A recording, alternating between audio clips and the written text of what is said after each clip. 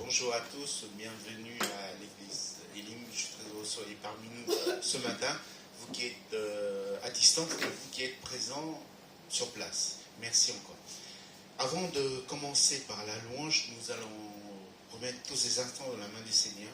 Nous allons fermer les yeux, courber la tête, prier pour nos besoins, prier pour nos familles, prier pour nos frères et sœurs qui sont en vacances, prier aussi pour nos frères et sœurs qui sont malades et aussi prier pour leur famille, prier pour notre pays.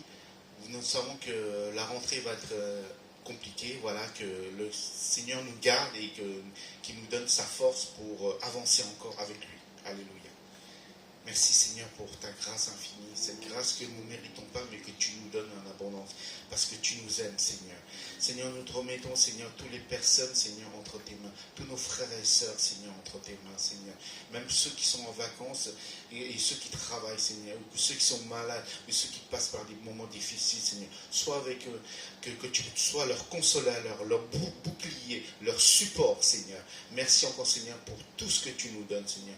Seigneur, nous te remettons encore ce culte entre tes mains, Seigneur. Dirige-le, conduis-le selon ta volonté, Seigneur. Nous ne sommes pas là au hasard, Seigneur. Tu as voulu que ce matin, nous soyons là, Seigneur. Merci encore pour le message que tu vas nous donner par rapport à l'intermédiaire de ton prédicateur, Seigneur. Merci encore, Seigneur, pour tout ce que tu nous donnes, Seigneur. Et nous voulons encore élever ton saint nom, Seigneur. Nous voulons chanter tes cantiques, Seigneur. Vraiment, Seigneur, nous voulons t'adorer en esprit, en vérité, Seigneur. Et merci pour tout ce que tu nous donnes, Seigneur. Et merci aussi pour nos familles, Seigneur. Même pour nos familles qui sont loin, Seigneur. Vraiment, Seigneur, que tu les gardes, que tu les protèges, Seigneur. Tu as dit que rien ne peut ravir les choses de ta main, Seigneur. Nous sommes sous ta protection, Seigneur. Nous sommes sous ta grâce, Seigneur. Merci encore, Seigneur. Tu es 3 fois saint. Sois élevé, sois glorifié. Au nom du Seigneur Jésus-Christ. Amen. Amen. Amen. Je demande à Pasteur Cathy de nous mener dans la louange. Soyez bénis.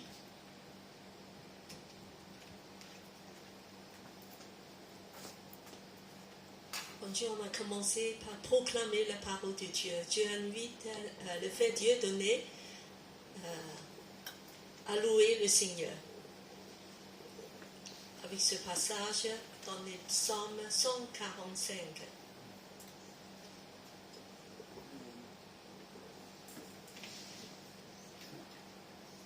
C'est un psaume de David de louange éclatant pour le Seigneur.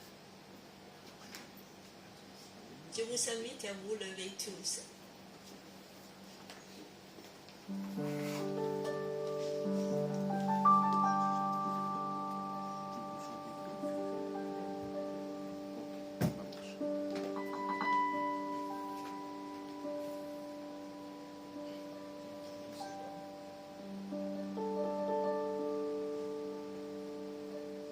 Le psaume de David, chapitre 145, versets 1 à 4. C'est la louange de David. Je t'exalterai, ô mon Dieu, mon roi, et je bénirai ton nom à toujours et à perpétuité. Chaque jour, je te bénirai, et je célébrerai ton nom à toujours et à perpétuité. L'Éternel est grand et très digne de louange, et sa grandeur est insondable. Que chaque génération célèbre tes œuvres et publie tes hauts faits. Amen. Amen. Que ton nom soit béni, Seigneur, pour toujours et à perpétuité. Alléluia. Béni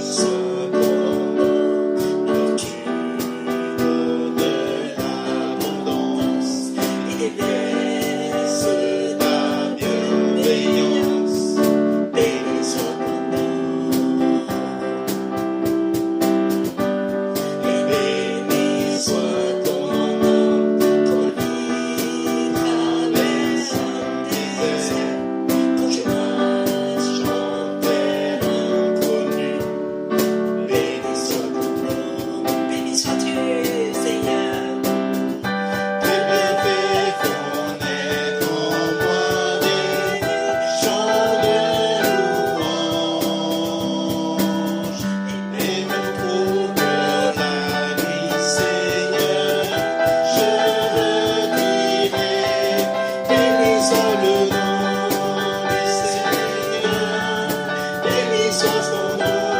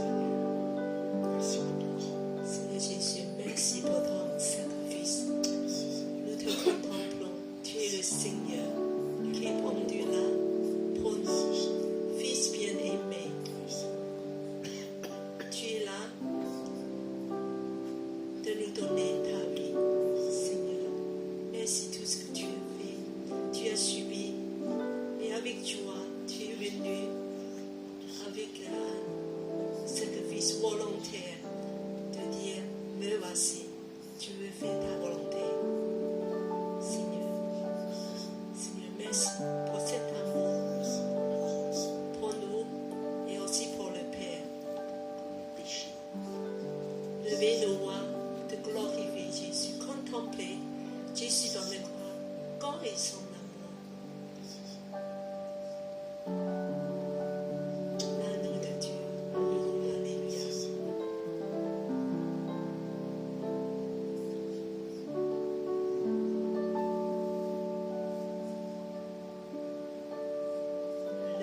Levez nos voix de glorifier Jésus, tout ce qu'il a fait est digne de louange.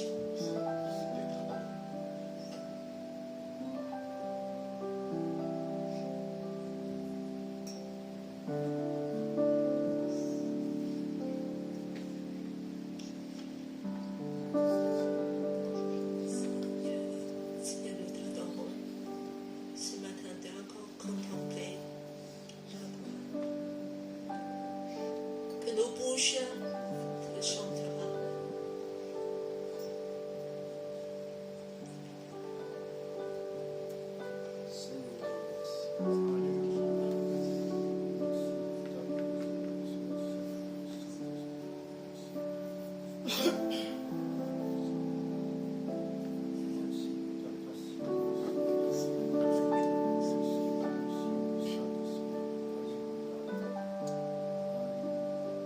Continue à adorer Jésus.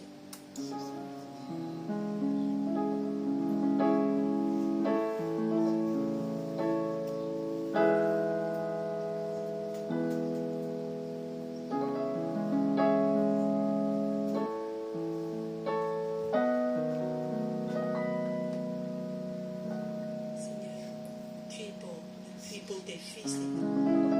Seigneur, nous t'adorons. Tous nos cœurs vers toi, de voir ta beauté, de prosterner devant toi.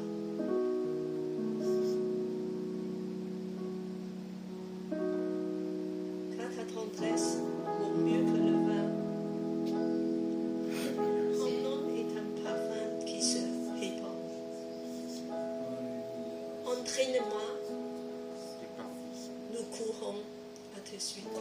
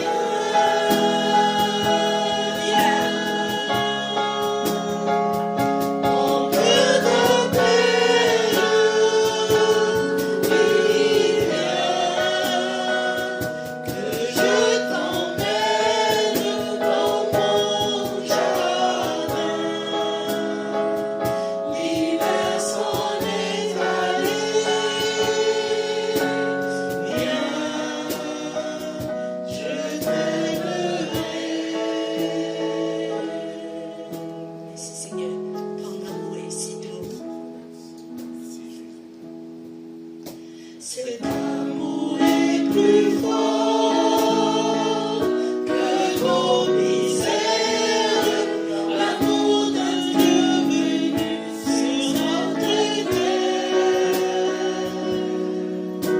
La grâce qui guérit et qui relève, voici l'amour qui jamais ne s'achève.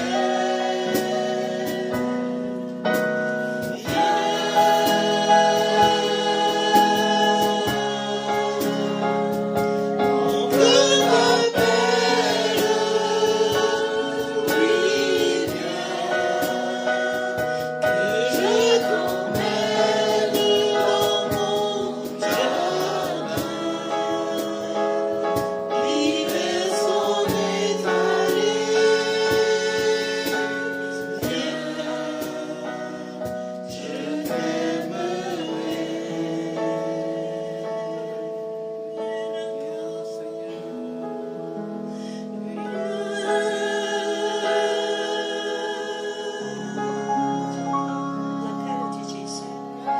Mon cœur t'appelle,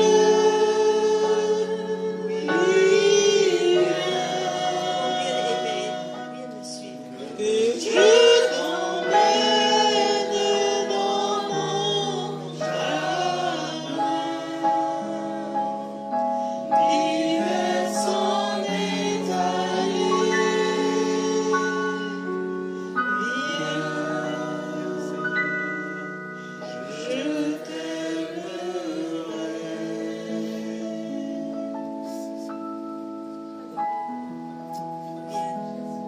Je t'aimerai.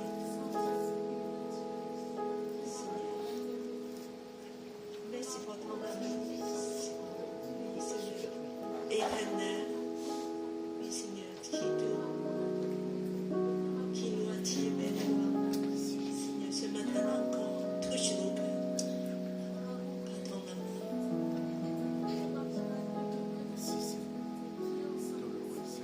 Prie, lève ta voix de dire, Seigneur Jésus, je veux répondre à ton appel d'amour. J'entends ta voix. Je veux entrer dans l'intimité avec toi. Je veux t'adorer.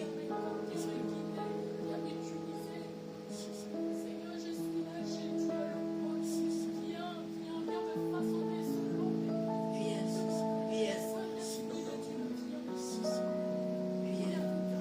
viens. Laissez-toi aimer. L'amour inonde nos cœurs maintenant, Seigneur. Remplis nos cœurs de ton amour.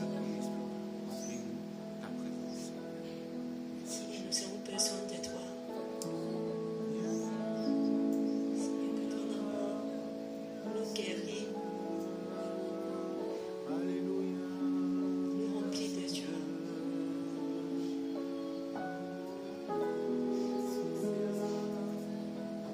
Continue à prier.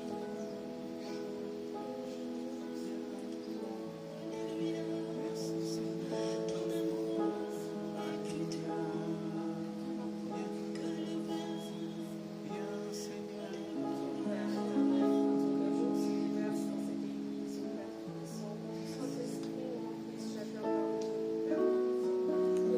Laissez l'amour de Dieu remplir ton cœur de Jésus.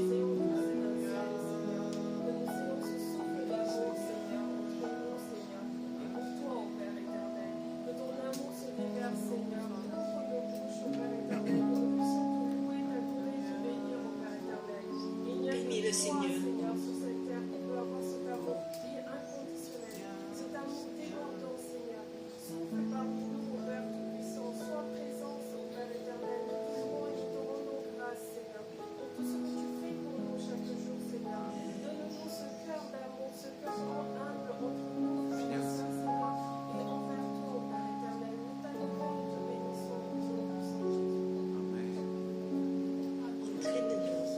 Entraîne-nous, Seigneur.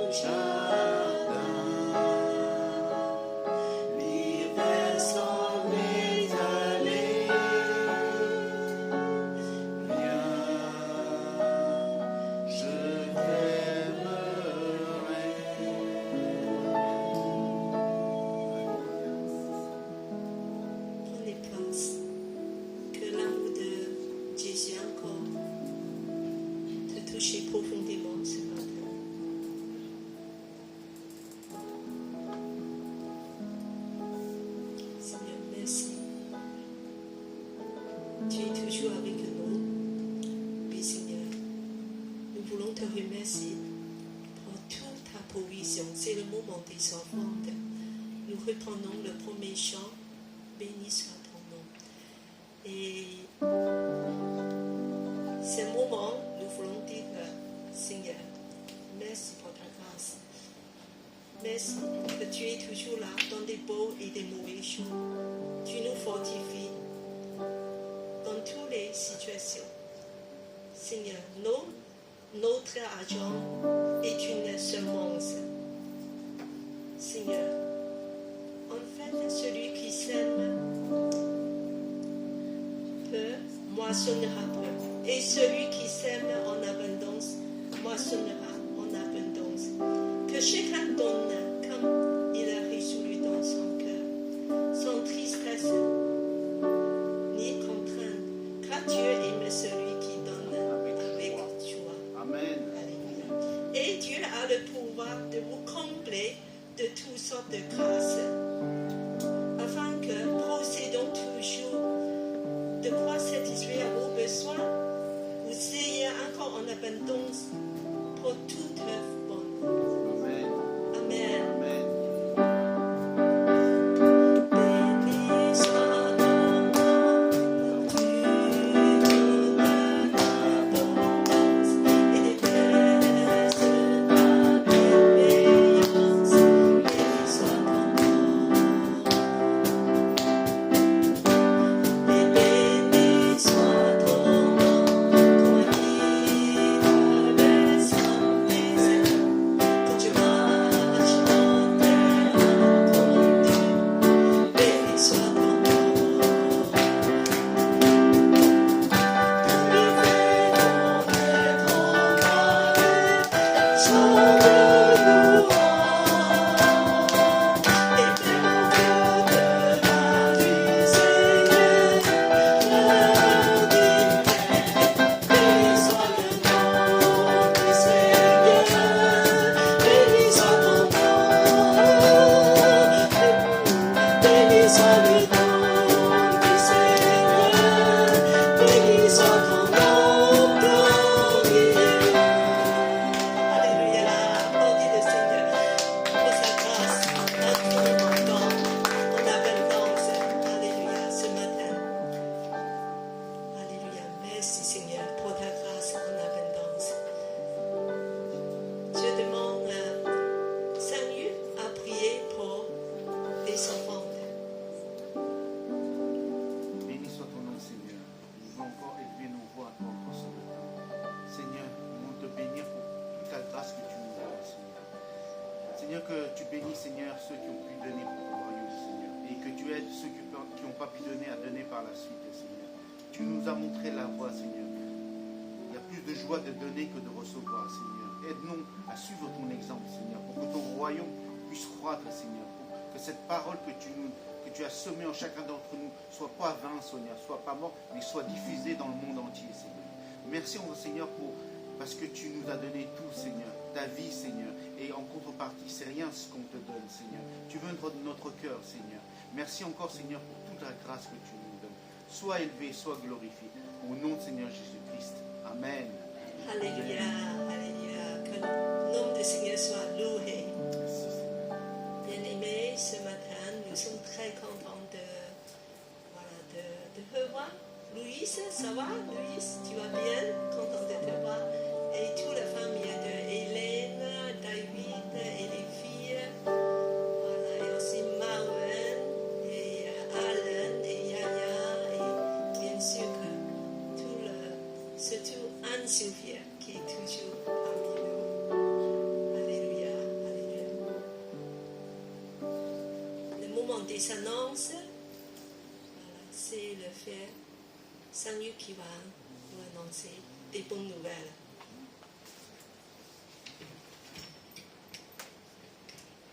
Alors, bonjour à tous, bienvenue à notre église Elim. Je ne pense pas que c'est encore la rentrée. La rentrée, ce sera dimanche prochain, je pense. Donc voilà, mais soyez bénis. L'église Elim, c'est une église des nations. Notre devise n'a toujours pas changé, c'est aimer Dieu, aimer la famille de Dieu et servir les autres. Et pendant cette période estivale, nous avons interrompu nos, comment dirais-je, nos rendez-vous habituels. Donc, par exemple, la soirée de louange et prière reprendra à partir du mois de septembre. Donc, avec la sœur Gladys et pasteur Cathy. Donc, il y a quelques annonces. Oui, vas-y. Ah, voilà. Donc, vous savez tous, depuis presque un mois, on a annoncé que avant la rentrée, il y aurait la fête de la rentrée, c'est-à-dire c'est organisé par nos élèves stagiaires, Hélène et Jean-Pierre, pour un peu dynamiser la rentrée avant la vraie rentrée, vraiment pour qu'on puisse avoir un cœur nouveau, un cœur de défi pour notre Seigneur. Donc, la rentrée, la fête de la rentrée, c'est le 29 août. Donc 29 août, c'est ce vendredi soir, à partir de 19h, hein, c'est ça, Hélène, à partir de 19h. Donc vous pouvez inviter vos amis, vos familles, des collègues, voilà, qui puissent découvrir l'amour du Seigneur. Et on passera un très bon moment dans la louange, dans les paroles, même dans les jeux. Je pense qu'il on a même prévu des jeux. Et aussi, on peut encourager aussi les gens du quartier à venir aussi. La semaine dernière, nos frères et sœurs sont allés soit devant l'église, soit autour, distribuer des flyers pour inviter les gens à venir à participer à cet événement. Donc voilà. Soyez nombreux à y participer, même si vous ne proposez rien, soyez là vraiment pour louer notre Seigneur. Amen. Donc, voilà, il y a... Hélène, tu as quelque chose à dire dessus? Tu veux peut-être préciser un peu plus? Bonjour à tous et à toutes. Alors, malheureusement, pour les prestations, c'est bouclé. Voilà. Mais j'ai eu des retours. Il y aura une répétition après le culte. C'est ça. De 13h à 14h30. Donc ceux qui sont concernés sont au courant. Et puis, comme l'a dit mon frère et soeur, inviter du monde. Et on va louer le Seigneur, on va s'amuser ensemble. Et ça vous permettra surtout de vous faire encore mieux connaître dans le quartier. Priez pour ce moment-là. Merci. Amen. Je demande Claudia a prié pour ce fait de rentrée.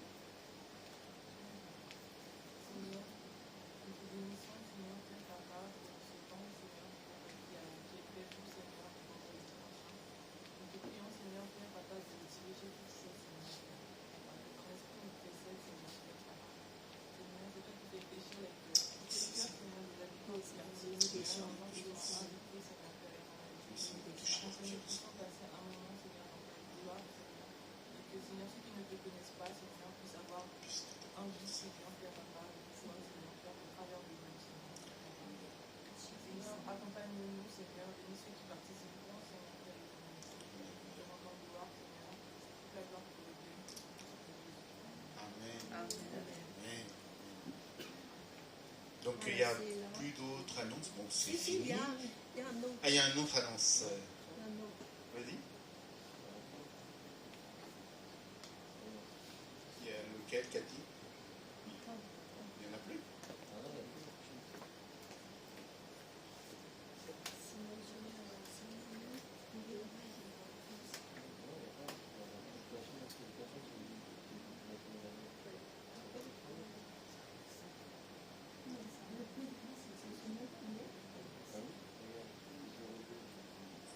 Sinon, Cathy, s'il n'y a pas, c'est pas grave, tu peux l'annoncer. Voilà, en fait, que ce mercredi, l'équipe d'évangélisation va distribuer le flyer au marché. Donc, voilà, on va avoir un rendez-vous de 10h à midi pour le marché, le mercredi. C'est le jour de marché pour inviter des gens à venir. Voilà. Donc, j'invite tous ceux qui sont libres de venir le mercredi matin au marché. C'est à côté du métro 6. voilà, c'est ça. Ces annonces. J'ai l'impression qu'il y a un petit problème technique. C'est peut-être moi qui ai tout oublié d'enregistrer. Ça m'étonne. Il n'y a peut-être même pas de prédication.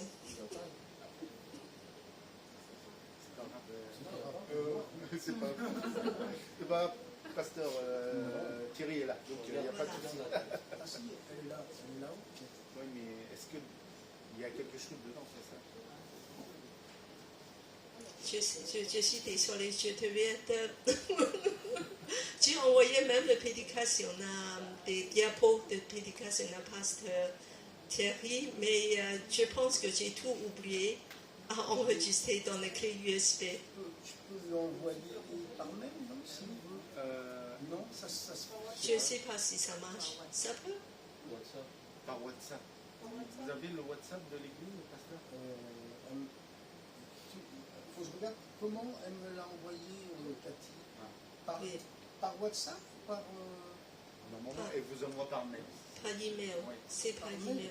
Bah alors, si c'est par email, je l'ai. Si vous pouvez envoyer le email dans le email de l'église, peut-être. C'est ça? Voilà. En attendant ce problème technique, je demande, on va continuer à louer le Seigneur parce que le Seigneur est là. Avec ou sans diapo, c'est pas grave. L'essentiel, c'est le Seigneur est ici avec nous.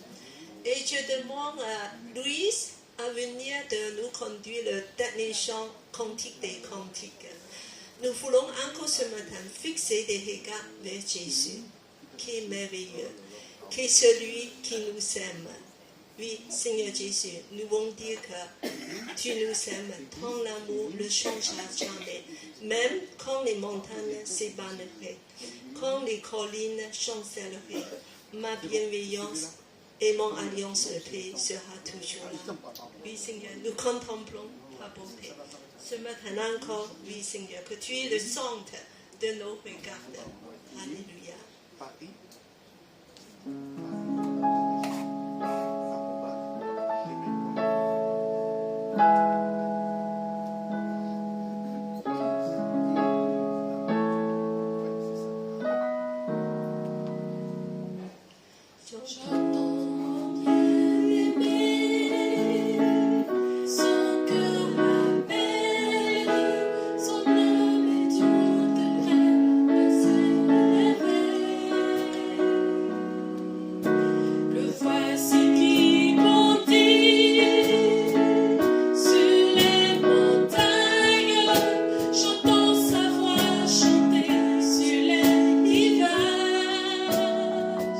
Bien.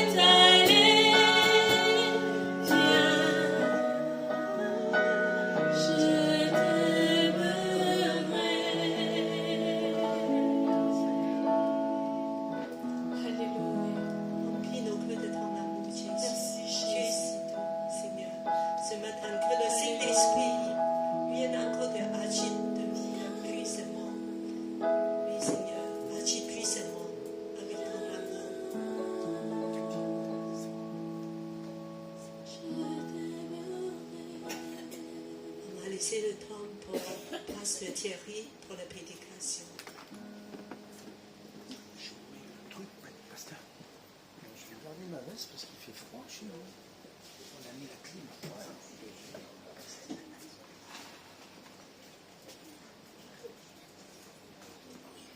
Voilà, bienvenue à tous.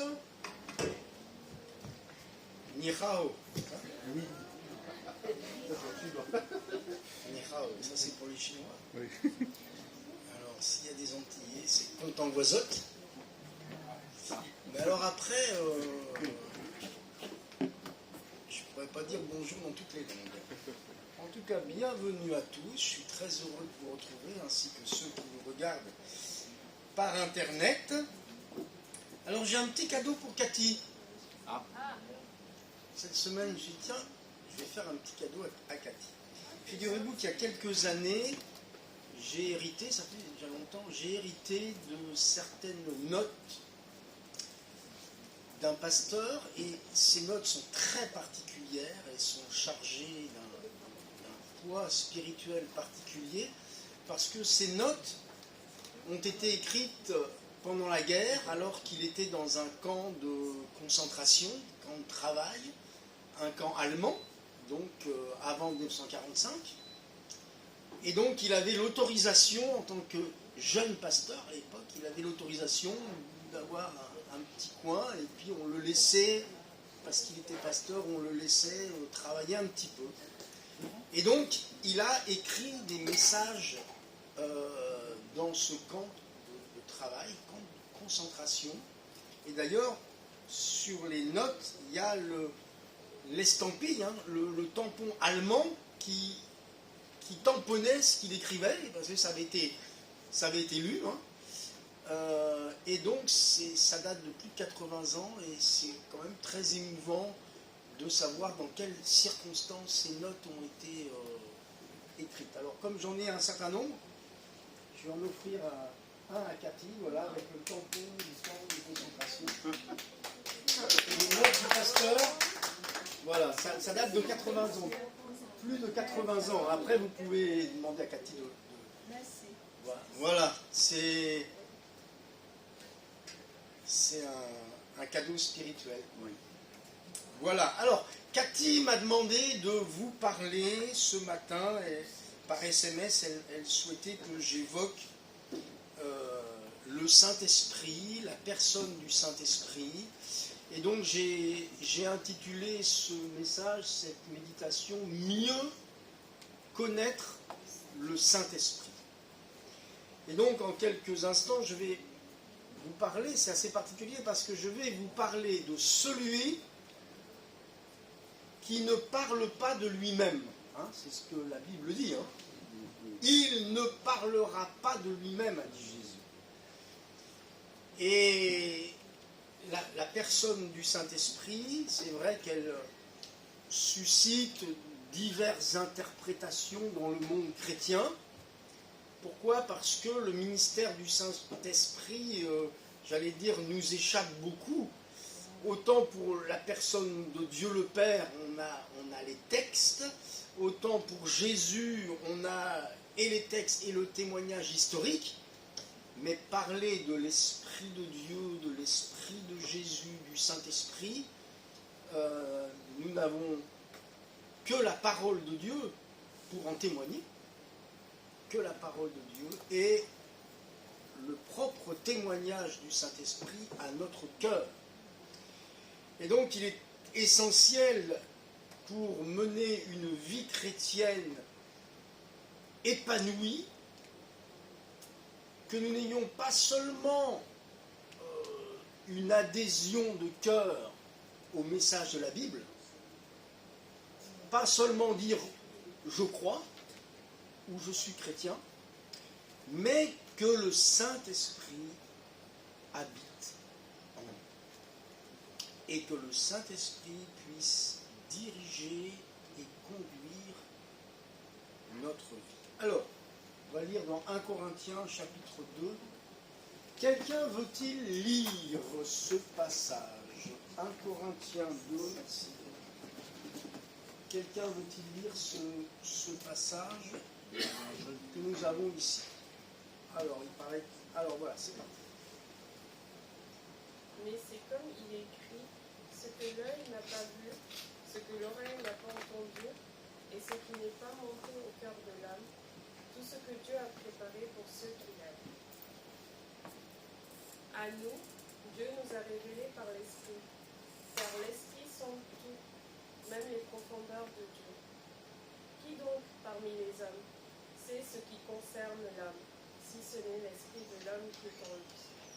De même, personne ne connaît ce qui concerne Dieu, si ce n'est l'Esprit de Dieu.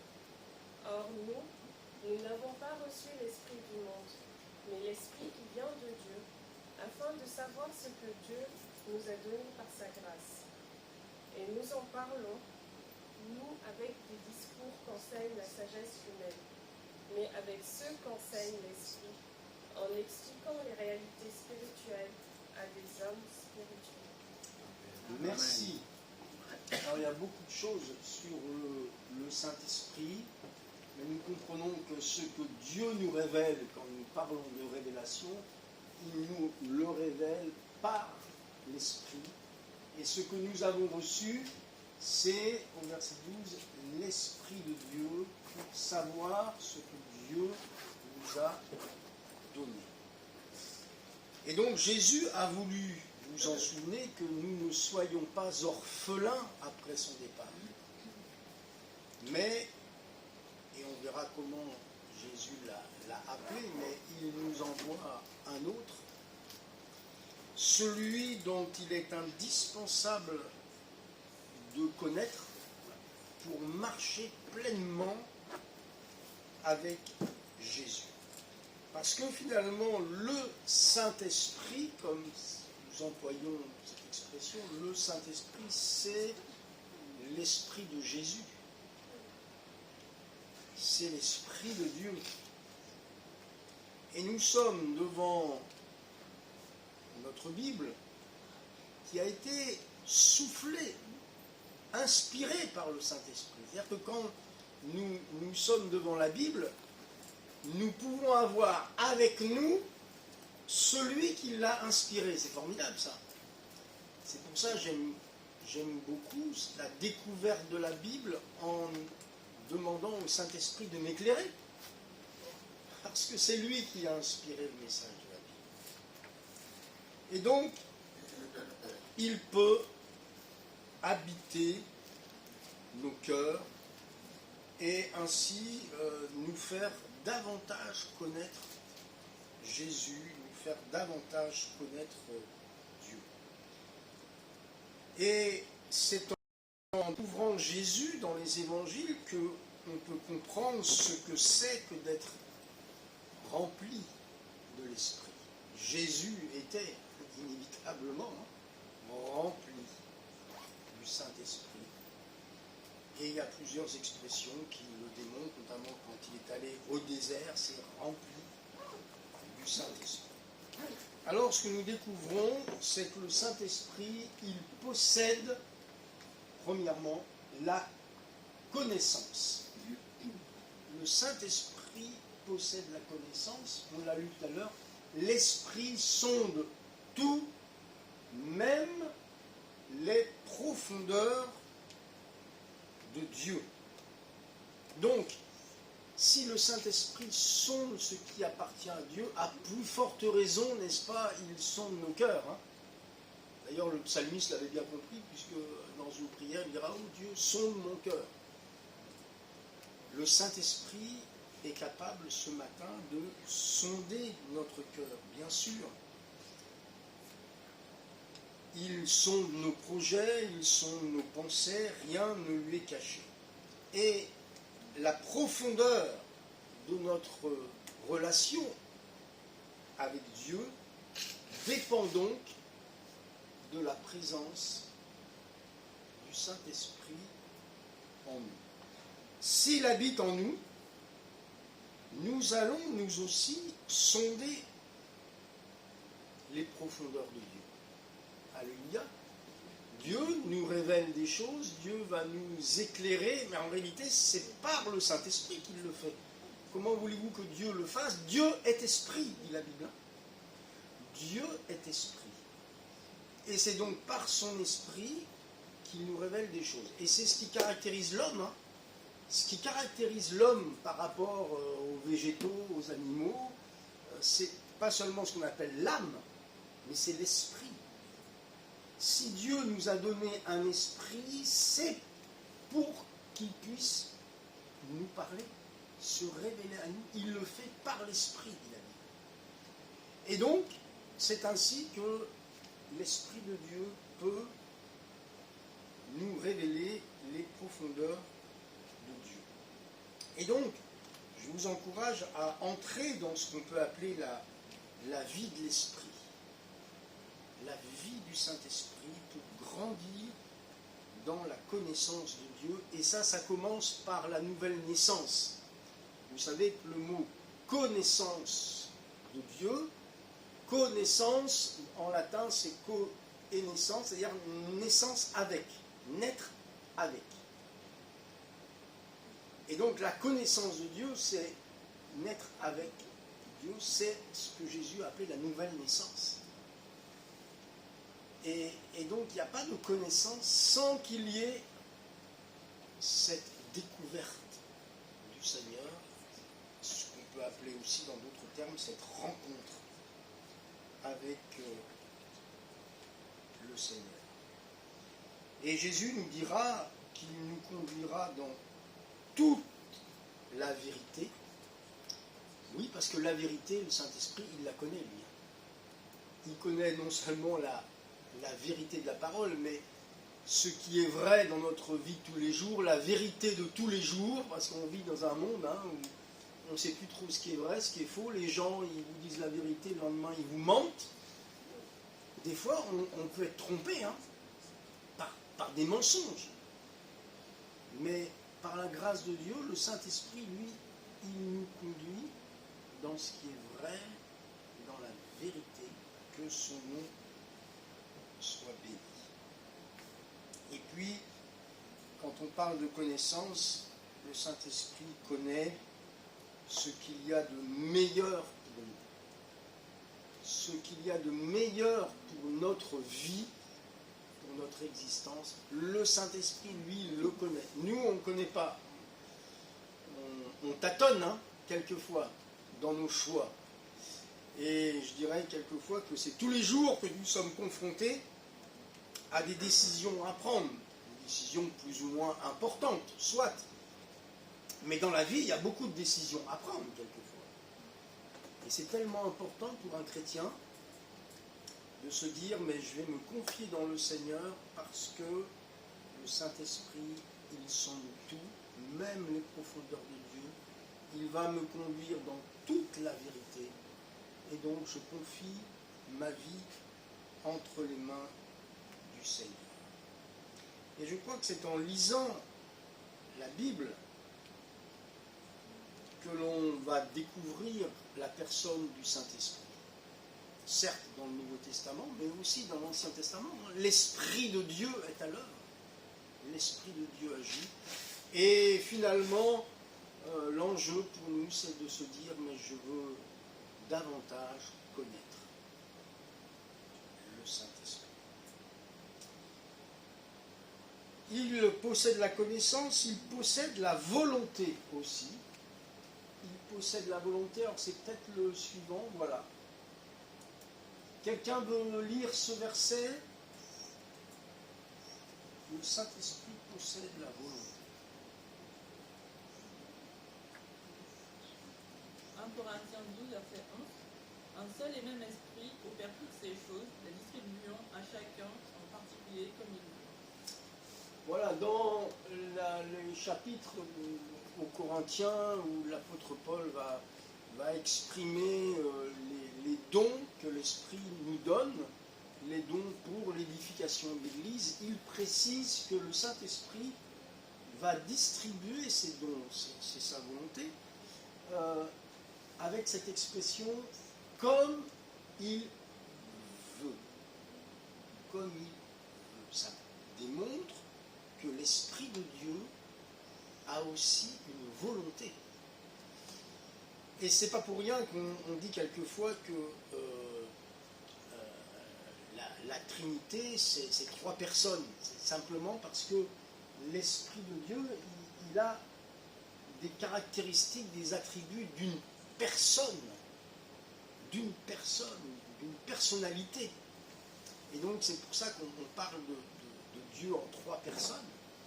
C'est parce que l'Esprit de Dieu a ces caractéristiques, et notamment celle de la volonté. Il connaît le plan de Dieu, et il veut, l'Esprit de Dieu voudrait tellement l'appliquer à nos vies. Il voudrait tellement que vous et moi, nous marchions dans le plan de Dieu. C'est sa volonté. Alors nous, quelquefois, on ne sait pas trop ce qu'est le plan de Dieu pour nous. Et puis quand on le connaît, est-ce qu'on veut, est-ce qu'on ne veut pas suivre ce que le Seigneur a réservé pour nous?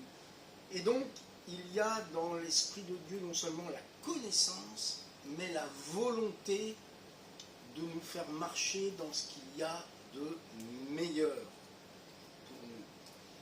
Et il y a une volonté immuable qu'on découvre dans la Bible, c'est que la volonté de l'Esprit, c'est de glorifier le Père et le Fils, bien évidemment. Et il veut le faire aussi au travers de son Église, c'est-à-dire au travers de nous. L'Esprit de Dieu fera tout pour que le Seigneur soit glorifié au milieu de nous. Amen. Amen. Et la Bible dit que c'est par l'Esprit de Dieu que nous pouvons dire et crier Abba Père. Reconnaître Dieu comme étant le Père, si je le fais parce que je suis animé par le Saint-Esprit. Personne ne peut d'ailleurs reconnaître Jésus comme étant le Christ, si ce n'est par le Saint-Esprit qui habite en lui. Alors oui, on peut crier Abba Père, c'est souvent un cri de l'intérieur, parce que le Saint-Esprit peut être très bruyant à l'intérieur de nous, et très discret à l'extérieur. On voit dans la Bible le psalmiste à plusieurs reprises dire « J'ai crié vers toi ». J'ai crié vers toi. Le Saint-Esprit en nous fait pousser des supplications, des prières. Quand l'Esprit de Dieu nous visite, ça peut nous bouleverser à l'intérieur. D'ailleurs, la présence du Saint-Esprit peut être accompagnée d'un feu. Jésus dira,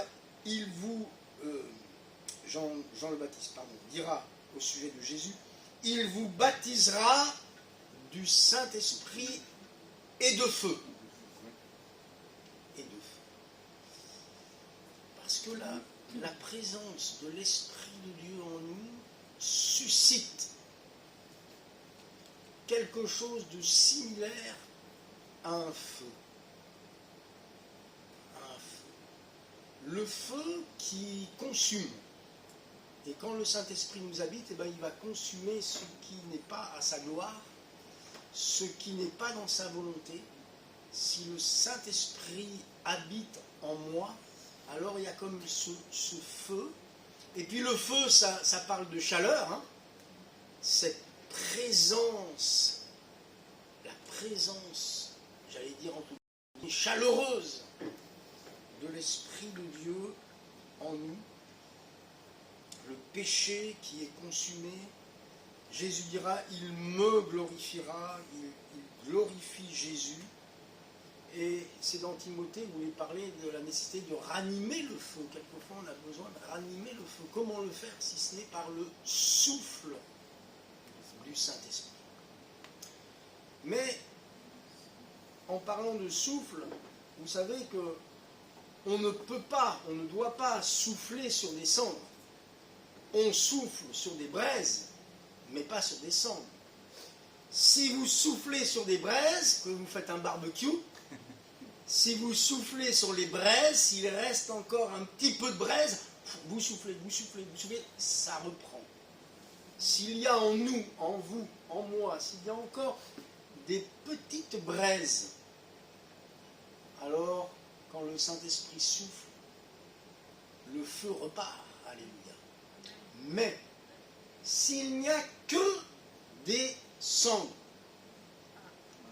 faites l'expérience, mais surtout qu'il n'y ait personne derrière. Hein, parce que si vous soufflez sur des cendres, C'est tout noir. c'est terrible. C'est terrible. Souffler sur les cendres, c'est la dernière chose à faire. Et donc, il ne faudrait pas que mon cœur, ma vie avec Dieu, ce ne soit que des cendres. C'est-à-dire qu'il y a eu des braises dans le passé, il y a une histoire, il y a eu un feu. Oui, il a bien existé ce feu, mais si aujourd'hui il n'y a plus de braises, s'il n'y a que des cendres, comment voulez-vous que le Saint-Esprit y souffle? Il ne peut pas souffler. Pour souffler et ranimer, il faut qu'il reste des braises. Or, si vous êtes là ce matin, si vous êtes venu au culte ce matin, soit parce que le feu brûle en vous, soit il reste encore un petit peu de braise. Parce que je crois que s'il n'y avait que des cendres, vous seriez encore dans votre lit, en train de vous prélasser, et de dire « Oh non, moi j'y vais pas.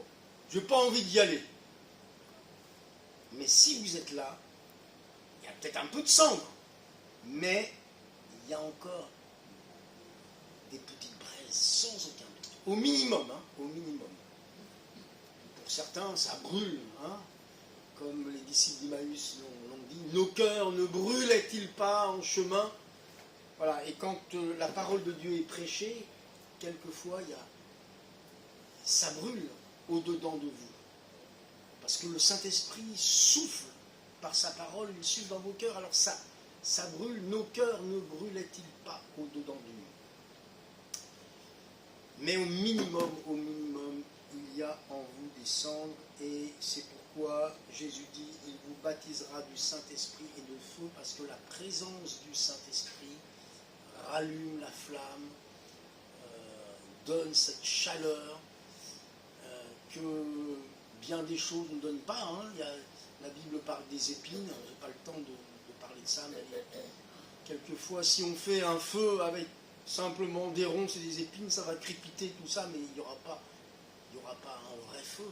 Pour avoir un vrai feu, il faut amener du bois, hein, il faut amener de la consistance.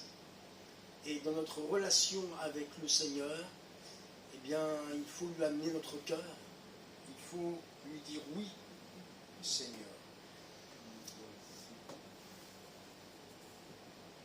Nous avons aussi, en troisième lieu, nous avons cette notion, le Saint-Esprit enseigne. Alors, c'est pas enseigner, il y a un petit point là-haut. Le Saint-Esprit enseigne. Le Consolateur. Alors, quelqu'un veut bien lire? Je vais lire Jean 14, 26. Vous vous arrangez, celui qui élève la voix. Ok, une jeune fille derrière. Mais le consolateur, le Saint-Esprit que le Père enverra en mon nom, c'est lui qui vous enseignera toutes choses et vous rappellera tout ce que moi je vous ai dit.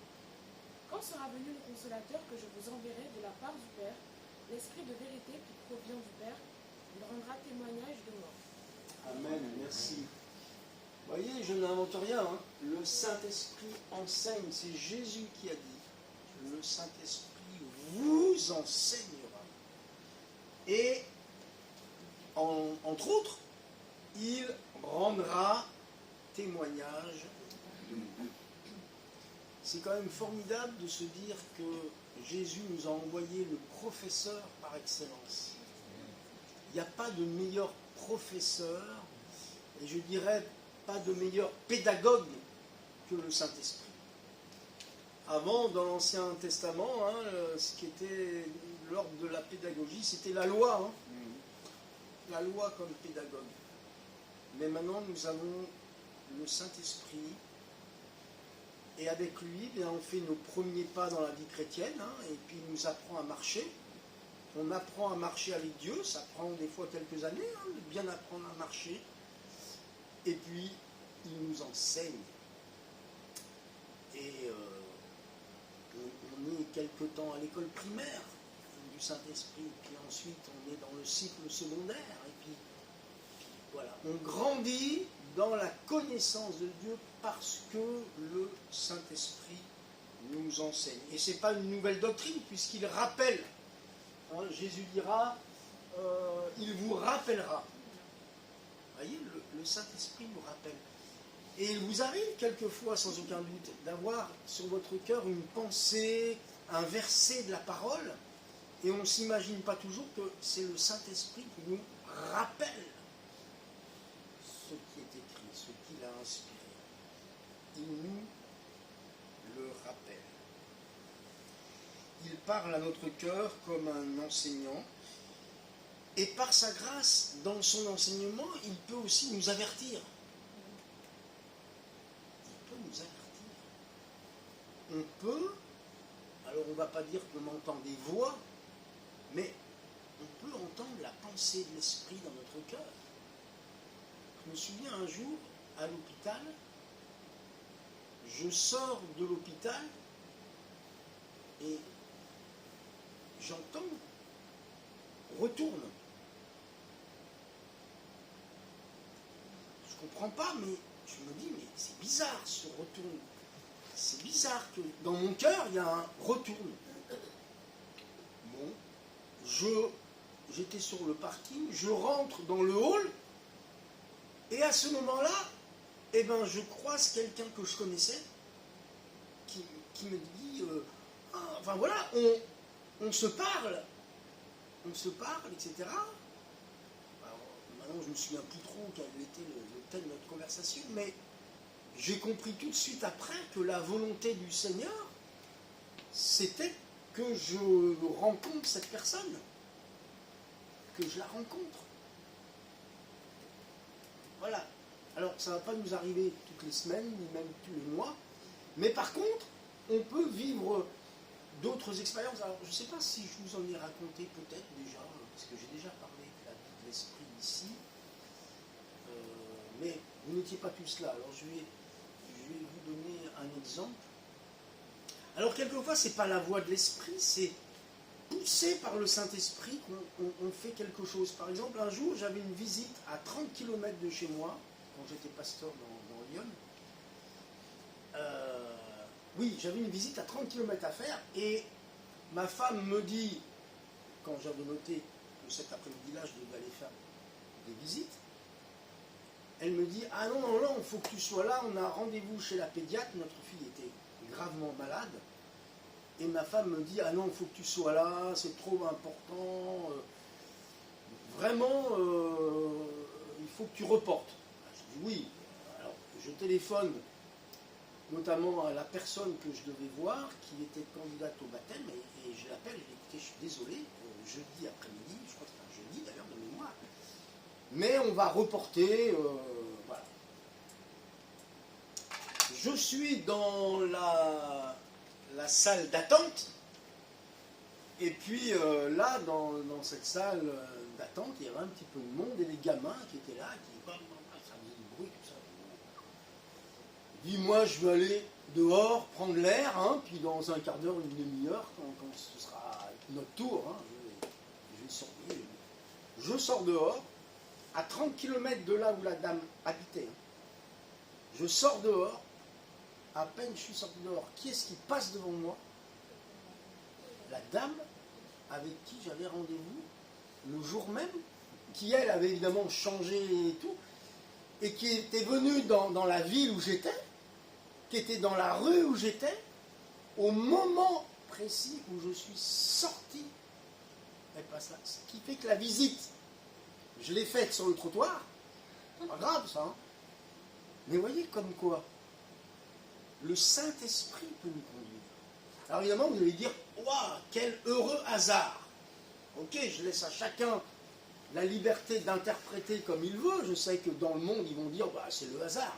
Sauf que les chrétiens font souvent l'expérience du hasard. Hein. Mais c'est la providence divine, c'est Dieu qui va par le Saint-Esprit, parce que Jésus nous a dit, moi je m'en vais au Père, mais je vous envoie mon Esprit, le Saint-Esprit, il vous conduira. Il vous conduira. Donc on peut être tout à fait conduit. Allez, une autre expérience, mais peut-être que je vous l'ai donnée aussi celle-là. J'étais en stage, quand j'étais jeune, je travaillais dans un établissement bancaire, je pars en stage à Strasbourg, et puis nous sommes nombreux dans le stage, et le soir, ils disent, tiens, on va aller manger en Allemagne, on traverse juste le pont de Kiel. Ah, je l'ai... C'est pas grave. C'est pas grave pour ceux qui n'étaient pas là. On va en Allemagne le soir, on mange au restaurant, tout ça. Bon, c'était le groupe. On prend le bus, on arrive au pont de Kiel, on traverse le pont de Kiel, tout le monde descend, et le Saint-Esprit me demande de rester et me convainc dans mon cœur que je ne dois pas les suivre. Je ne dois pas les suivre alors que c'est prévu. Et finalement, je leur dis, bah écoutez, allez-y, moi je rentre. Bon, ils n'ont pas compris, ils se sont dit, bah, qu'est-ce qui lui arrive, lui, il doit venir, puis finalement, au moment où on y est, il repart. Je rentre dans ma chambre à l'hôtel, ne comprenant pas pourquoi, finalement, j'ai été animé de cette pensée que bah, fallait pas que j'aille avec eux, voilà. Bon, c'est tout. Et le lendemain, au petit déjeuner, je les vois, les petits yeux fatigués, les femmes qui avaient des talons comme ça, mal aux jambes, qu'est-ce qui s'est passé? Ben, ce qui s'est passé, c'est qu'on n'a pas pris nos précautions, c'est qu'on a mangé au restaurant, on a traîné, et ensuite il n'y avait plus de bus. Plus de bus pour rentrer en France, donc ils ont fait des kilomètres et des kilomètres à pied, le soir, pour rentrer. Donc le Seigneur a simplement pris soin de mes petits pieds. Le Seigneur a dit, lui, je ne veux pas lui faire gâcher sa soirée, puis faire 5 km à pied. Ça use les souliers, c'est pas la peine. Donc, mais voyez, des détails. Et quelquefois, ce sont des détails dans la vie, mais qui montrent combien le Saint-Esprit nous conduit.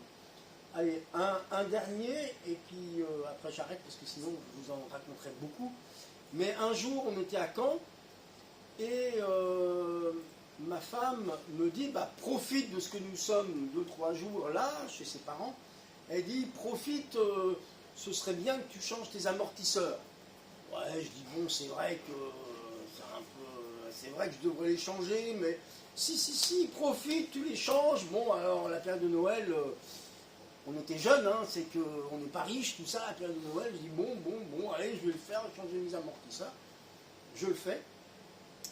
Et quand on repart, au bout de 3 jours, qu'on rentre, à un moment donné, sur le périph' de Caen, je me souviens encore, à un moment donné, je roulais comme tout le monde à une allure assez vive, quoi, normale, mais... Et d'un seul coup, devant, je ne sais pas pourquoi, mais ça s'est mis à piler, j'ai freiné, et franchement, je suis arrivé à presque rien de la voiture qui était devant moi, et il est évident, là je vais vous donner une petite note technique, mais il est évident que si j'avais eu des mauvais amortisseurs, la distance de freinage n'aurait pas été la même. J'avais des amortisseurs avant tout neuf, ce qui fait que j'ai échappé au choc. Si j'avais eu mes vieux amortisseurs, c'était mort. Je freinais, mais la distance de freinage n'aurait pas été bonne, c'est sûr. Et là, finalement, c'est ma femme qui a eu la pensée de l'esprit, vous voyez, comme quoi, des fois, il faut écouter nos femmes. Hein. Des fois. Bon, j'enlève des fois. Il faut écouter nos femmes.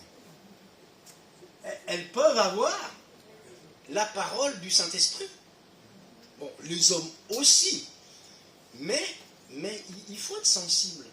Et quelquefois, un chrétien, une chrétienne peut nous dire une parole, un conseil, et même le chrétien, la chrétienne n'a peut-être pas conscience qu'il donne la pensée de l'esprit. D'ailleurs, c'est mieux comme ça, parce que si on s'imagine avoir l'infusion de l'esprit et tout ce qu'on conseille, ça vient de Dieu, c'est très dangereux là. Mais on peut, dans la conversation, dire quelque chose et ne pas avoir conscience que le Saint-Esprit est en train de conseiller l'autre. C'est pourquoi dans nos conseils, il faut être prudent, hein, parce qu'on ne peut pas dire n'importe quoi. Mais le Saint-Esprit parle tantôt d'une manière, tantôt d'une autre. Et l'important, c'est bien sûr d'y prendre garde. Bon, c'était promis, j'arrête les anecdotes pour passer donc au fait que le Saint-Esprit nous enseigne. Et enfin, le Saint-Esprit nous console. Ah, quelqu'un veut-il lire ?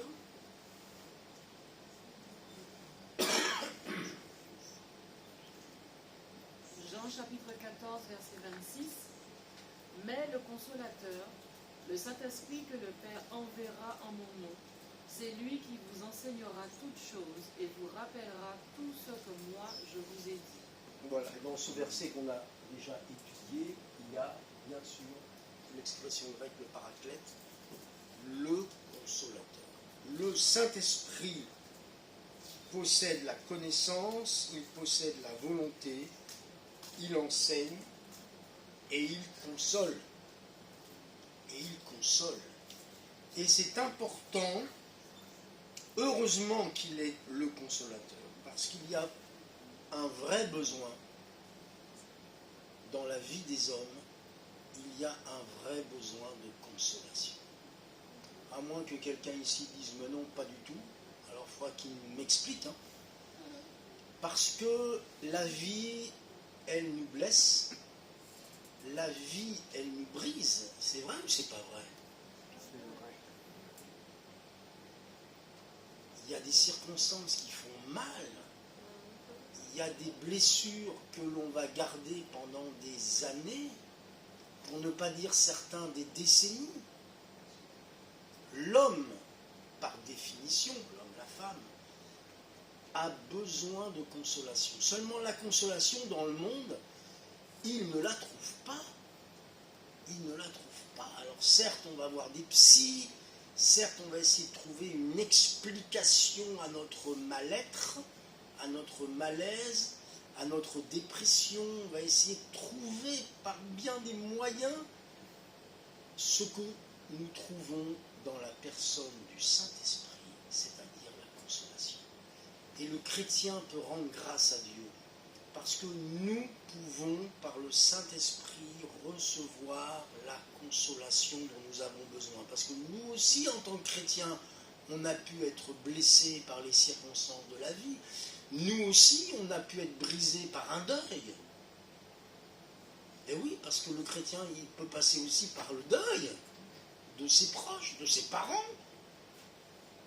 Quelquefois, c'est dramatique, de ses enfants, un frère, une sœur qui disparaît. Mais nous avons le consolateur. Ce serait tellement dommage de se priver de ce ministère du Saint-Esprit. Le Saint-Esprit, il est aussi venu pour nous consoler. Alléluia. Amen. Donc on repart de ce lieu ce midi en se disant, mais le Saint-Esprit va me consoler de toutes mes peines. Alléluia. On peut vraiment avoir confiance en lui. 2 Corinthiens 3, pour conclure, 2 Corinthiens 3, verset 3, la conclusion, c'est donc l'invitation, évidemment, puisqu'on essaie de mieux connaître l'Esprit au travers de cette parole ce matin. Marchons par l'Esprit. Quelqu'un veut lire ce verset? Or, si le ministère de la mort gravé avec des lettres sur des pierres a été glorieux, au point que les fils d'Israël ne pouvaient fixer le regard sur le visage de Moïse, à cause de la gloire, pourtant passagère, de son visage, combien plus le ministère de l'Esprit ne sera-t-il pas glorieux? Voilà, alors c'est vraiment la part de Paul, la mise en évidence, la mise en exergue du ministère du Saint-Esprit qui est glorieux. Ce que nous avons vu ce matin, nous avons besoin de grandir dans ces choses parce que c'est glorieux. On ne s'en rend pas compte, mais le ministère de l'Esprit de Dieu, il est glorieux et Paul le met même en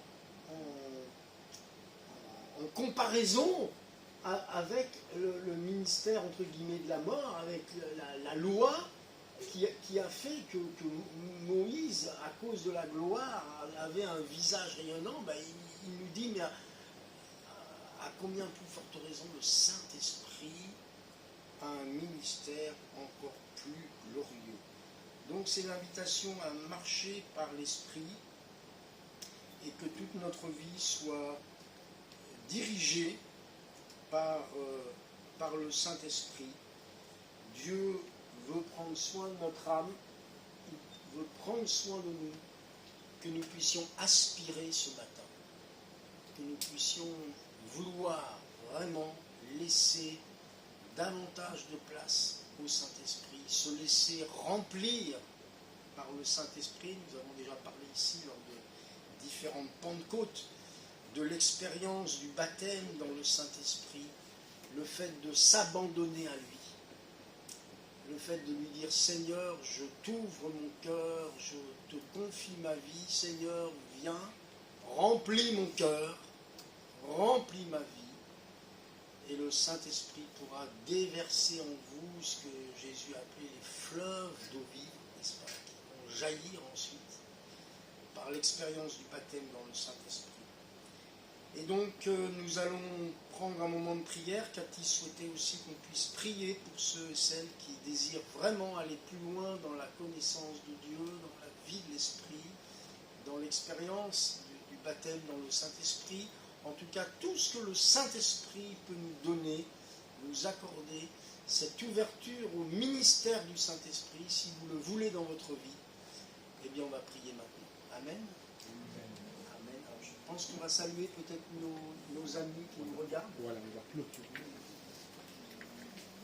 Donc, merci Pasteur Thierry pour le message du Saint-Esprit. Mieux connaître le Saint-Esprit. Nous voulons tous connaître mieux le Saint-Esprit, que le consolateur que notre Seigneur nous a donné. Donc, soyez bénis. On se donne rendez-vous dimanche prochain. Au revoir.